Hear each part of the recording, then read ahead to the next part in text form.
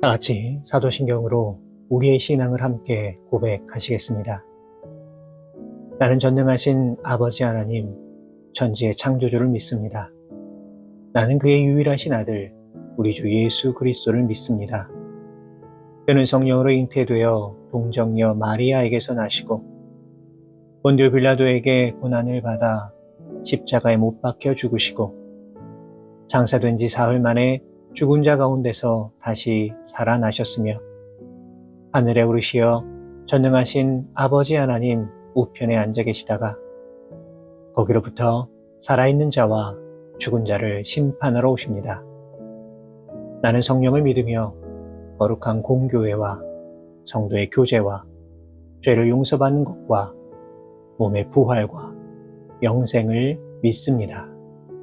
아멘. 다 같이 찬송가 450장 내 평생 소원 이것뿐 함께 찬송하시겠습니다.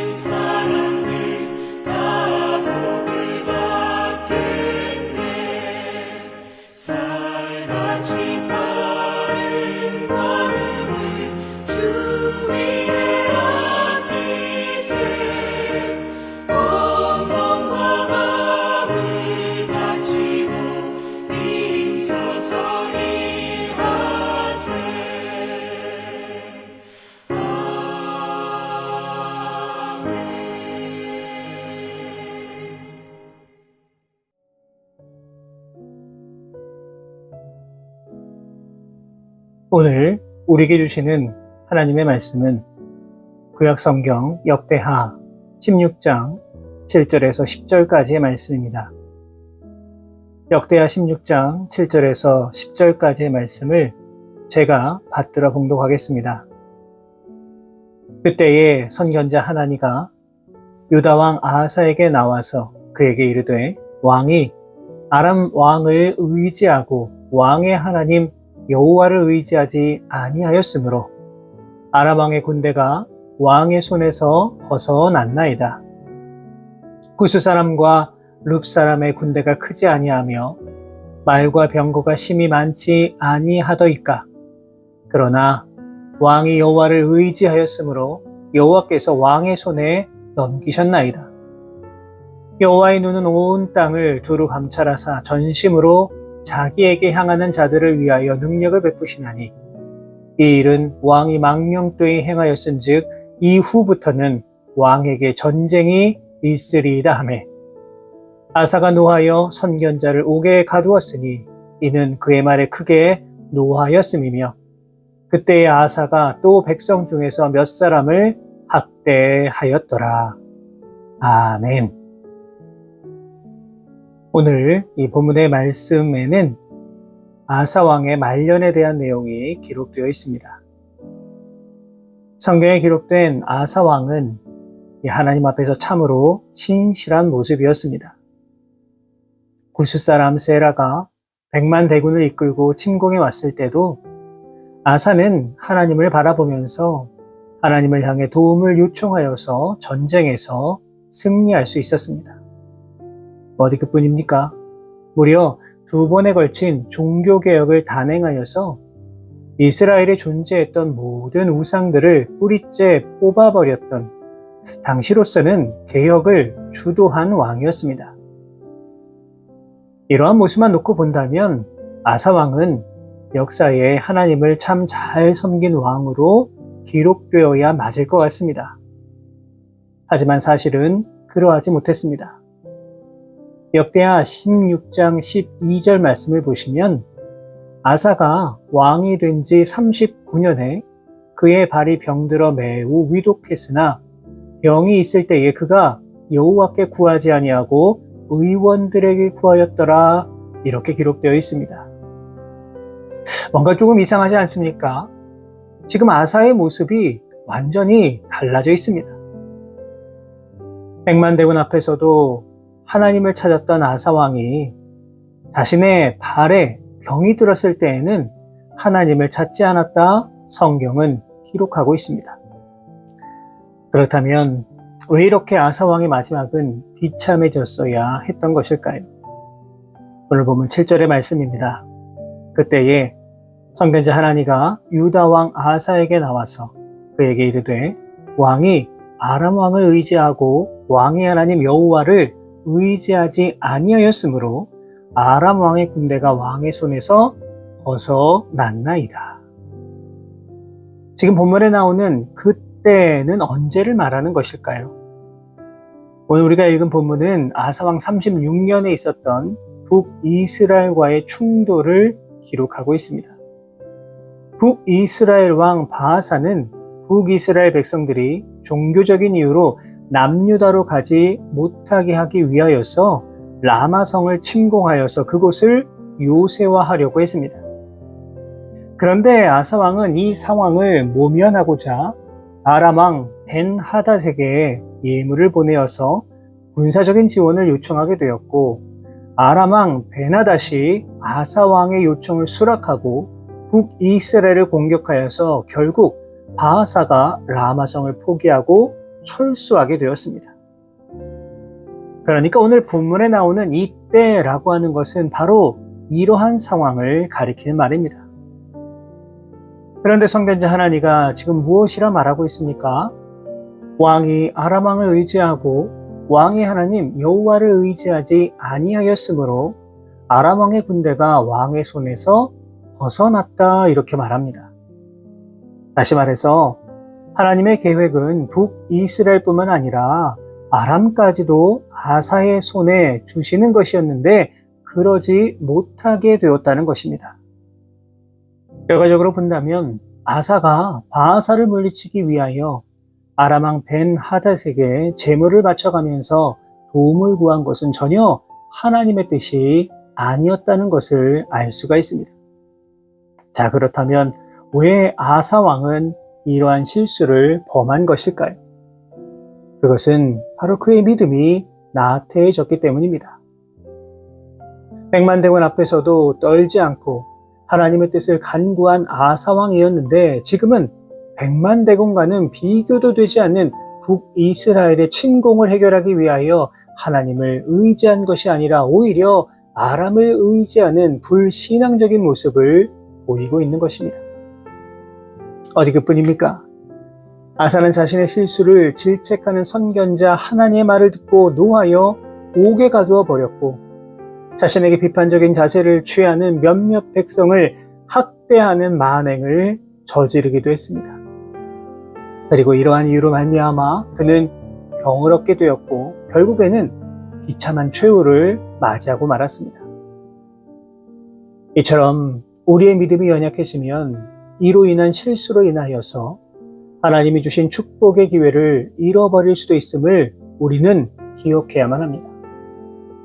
아무리 믿음 안에서 견고히 세워진 사람이라고 할지라도 순간의 방심으로 실수할 수 있음을 우리는 늘 기억해야만 합니다. 베드로가 그러했습니다. 예수님 앞에서 다른 사람이 다 예수님을 버린다고 할지라도 자신만큼은 끝까지 예수님을 따르겠다 호언장담했지만 그 역시도 순간적으로 믿음이 흔들려 예수님을 피해 도망가 버렸고, 심지어 예수님을 모른다고 3번이나 부인하고 저주하는 너무도 큰 실수를 저지르고 말았습니다. 우리도 마찬가지입니다. 우리는 언제라도 우리의 믿음이 흔들리지 않을 수 있도록 조심해야만 합니다. 우리의 본 모습은 너무나도 부족하고 연약하여서 종종 눈이 멀고 귀가 닫혀서 하나님께서 우리에게 준비하신 많은 것들을 온전히 바라보지 못할 때가 분명히 있습니다. 바라긴 오늘도 우리에게 다가오는 악한 영의 유혹을 깨어서 분별하시고 하나님께서 우리에게 허락하시는 축복의 기회를 빼앗기지 않고 살아가는 우리 모든 성도 여러분 되시기를 주님의 이름으로 부탁을 드립니다. 이어지는 9절의 말씀입니다. 여호와의 눈은 온 땅을 두루 감찰하사 전심으로 자기에게 향하는 자들을 위하여 능력을 베푸시나니 이 일은 왕이 망령되이 행하였은즉 이후부터는 왕에게 전쟁이 있으리이다 하매. 하나님은 아사에게 하나님께서 모든 것을 아시고 자신을 전심으로 찾는 자에게 능력을 주시는 분임을 다시 한번 알려준 뒤에 이 일은 왕이 망령되이 행한 것이다 분명히 질책하고 있습니다. 망령되게 행하였다라고 하는 말의 원어적 의미는 한마디로 어리석다는 겁니다. 특별히 이 단어는 지식적인 어리석음을 넘어서 도덕적이면서 영적인 무지를 뜻하는 단어입니다. 결국 이러한 영적인 무지로 인해서 어떻게 되었습니까? 다시 전쟁이 찾아오게 되었습니다. 하나님께서 허락해 주시는 그 평화는 아사 한 사람의 영적인 무지함으로 인하여 다시 깨지고 말았던 것입니다. 이처럼 영적인 무지함은 우리의 삶을 수렁에 몰아넣습니다. 하나님이 떠나시도록 만들어버립니다. 우리가 지금 살아가고 있는 세상도 마찬가지입니다. 우리가 이 시대를 바라보면서 정말로 가져야 할 마음은 영적인 무지함에 빠지지 않기 위하여 노력해야 한다는 겁니다.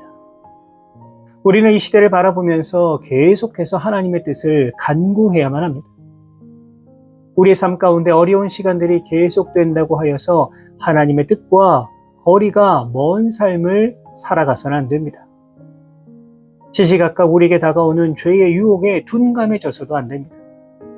결국 우리가 심판에 이르지 아니하려면 하나님을 아는 지식과 하나님의 뜻을 온전히 분별할 수 있어야만 합니다. 그렇다면 우리가 하나님의 뜻을 아는데 풍성해지려면 어떻게 해야 할까요? 다른 방법은 전혀 없습니다. 하나님의 말씀을 끝까지 붙들고 나아가는 것만이 우리가 할 수 있는 최선의 방법입니다. 디모데후서 3장 15절은 성경은 능히 너로 하여금 그리스도 예수 안에 있는 믿음으로 말미암아 구원에 이르는 지혜가 있게 하느니라 분명하게 말씀하고 있습니다. 우리가 영적인 무지함에 빠지지 않을 수 있는 유일한 길은 하나님 앞에 온전히 서는 것, 그것밖에는 없습니다. 사랑하는 여러분, 백만대군 앞에서도 떨지 않고 하나님의 뜻을 간구했던 아사 왕이 이처럼 영적으로 연약해지는 모습을 보면서 다시금 우리의 모습을 돌아보게 됩니다. 우리는 다 연약하고 허물 많은 존재입니다. 그렇기 때문에 누구나 다 실수를 하면서 살아갑니다. 아브라함도, 모세도, 다윗도, 베드로도 허물 많은 실수를 보여주었습니다. 중요한 것은 실수를 하지 않는 것이 아니라 실수한 이후에 어떻게 대처를 하는가입니다. 아사는 분명한 실수를 하였음에도 불구하고 하나님의 책망을 듣고 회개한 것이 아니라 영적인 무지함으로 인하여서 오히려 그 마음을 더 강팍하게 만들어 결국 불행한 죽음에 이르게 되었고, 또 너무나 안타깝게도 하나님의 은혜로 나라에 임하였던 평화는 그만 깨지고 말았습니다. 중요한 것은 하나님 앞에서 우리의 실수를 분명하게 인정할 수 있는 마음입니다. 다윗은 분명한 실수를 하였지만 그 실수에 대한 책망을 듣고 회개함으로 다시 하나님의 은혜를 회복할 수 있었습니다. 우리가 멸망의 자리로 나아가는 것은 죄를 지었기 때문이 아니라 영적인 무지함으로 회개하지 않았기 때문입니다. 오늘의 시간 우리가 하나님 앞에서 실수한 것이 생각나신다면 온전히 회개하며 나아가시길 바랍니다. 그리하여서 우리에게 허락하신 하나님의 은혜를 버리는 인생이 아니라 다시금 주님 주시는 풍성한 은혜 안에 온전히 거하며 나아갈 수 있는 우리 모든 성도 여러분의 귀하고 복된 삶의 모습이 되실 수 있기를 주님의 이름으로 축원합니다. 기도하겠습니다.